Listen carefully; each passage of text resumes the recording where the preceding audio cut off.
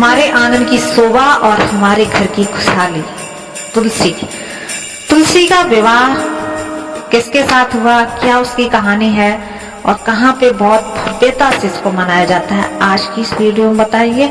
उससे पहले जान लेते हैं कि तुलसी की जो शादी है, विवाह है, वो 2026 में कौन सी तारीख को रहने वाला है। तो 2026 में 21 नवंबर 2026 को तुलसी का विवाह है और 2025 में तो आपको पता ही है 1 या 2 नवंबर को रहने वाला है। तो चलिए अब बात करते हैं तुलसी की जो कथा है, किससे शादी हुई उसकी। तो दोस्तों, लोकप्रिय कथाओं के अनुसार देवी तुलसी का जन्म एक महिला वृंदा के रूप में हुआ था, जिसका नाम वृंदा था, और जिनका विवाह जलंधर नाम के एक दुष्ट राजा से हुआ था। वह भगवान विष्णु के बहुत ही बड़ी भक्त थे। तो हुआ क्या, निरंतर अपने पति के स्वास्थ्य और लंबी आयु की प्रार्थना करती रहती थी। नतीजा ये हुआ कि जलंधर अजेय बन गया। भगवान शिव ने भगवान विष्णु से जलंधर की शक्ति को कमजोर करने का अनुरोध किया।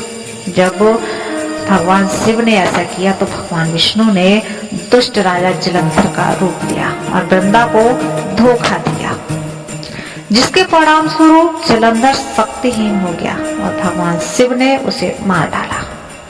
सच्चाई का पता चलने पर वृंदा ने भगवान विष्णु को शाप दे दिया और खुद समुद्र में डूब गई। भगवान विष्णु और अन्य देवताओं ने अपनी आत्मा को इस पौधे में रखा, जो बाद में तुलसी के नाम से जाना जाने लगा। इसके बाद भगवान विष्णु ने प्रबोधनी एकादशी के दिन शालिग्राम यानी काला पत्थर होता है, भगवान होते हैं, उनके रूप में अगला जन्म लिया और तुलसी से शादी की। यही कारण है कि इस दिन इस तरह के उत्साह के साथ तुलसी विवाह का त्योहार मनाया जाता है। अब बात करते हैं तुलसी विवाह की रीति रिवाज और जो उसका उत्सव है, आखिरकार विवाह किया कैसे जाता है, कैसे मनाते हैं हमारे यहाँ हमारे भक्तजन। तो किसी हिंदू शादी समारोह की परंपराएं और रीति रिवाज जैसे देखते हैं, यह मंदिरों के साथ साथ घरों में भी किया जाता है।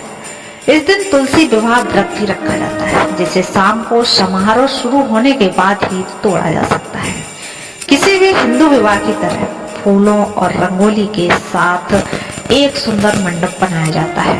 आंगन में हमारे तुलसी होती है और उनका जो गमला बोल सकते हैं, वैसे घरवा जो बोलते हैं, उसको बढ़िया से सजा लिया जाता है, लीप पोत कर, और बढ़िया सजावट की जाती है, मंडप बनाया जाता है। समारोह की शुरुआत तुलसी के पौधे के साथ साथ भगवान विष्णु की मूर्ति स्नान कराने और फूलों या मालाओं के साथ सजा देने के साथ चिन्हित होती है। समारोह के दौरान तुलसी को दुल्हन के समान सजाया जाता है, जिसमें एक उज्जवल साड़ी, लाल रंग की गहने और बिंदियां होती है।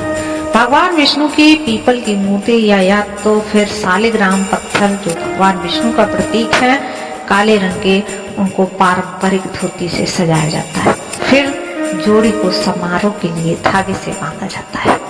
विवाह समारोह में एक पुजारी और सभी आयु की महिलाएं द्वारा किया जा सकता है।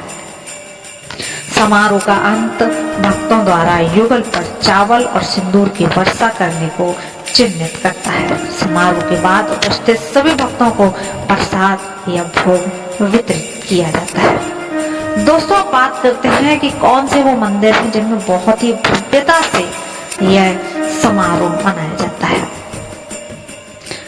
यह त्योहार सौराष्ट्र क्षेत्र के 2 राम मंदिरों में बहुत ही भव्यता से मनाया जाता है। जब दुल्हन के मंदिर से दूल्हे के मंदिर में एक निमंत्रण पत्र भेजा जाता है।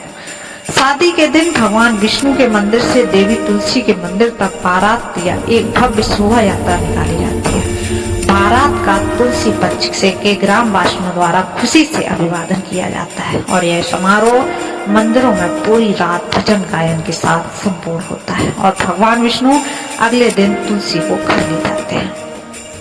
कुछ स्थानों पर विवाह समारोह के समापन के बाद तुलसी आरती भी गाई जाती है। कुछ हिस्सों में यह एक परंपरा है कि तुलसी विवाह का खर्च निसंतान जोड़ों या जिन जोड़ों के बेटी नहीं है उनके द्वारा किया जाता है। इस कन्यादान समारोह भी कहते हैं। तब विवाह का प्रस्ताव पुजारी को दिया जाता है। यह भी एक आम धारणा है कि जो जोड़े हैं वो देवी तुलसी का कन्यादान करते हैं, उन्हें जल्द ही संतान प्राप्ति का आशीर्वाद मिलता है। तो दोस्तों, वीडियो अच्छी लगी तो चैनल को सब्सक्राइब कर लीजिए और आपको फेस्टिवल अपडेट और एस्ट्रोलॉजी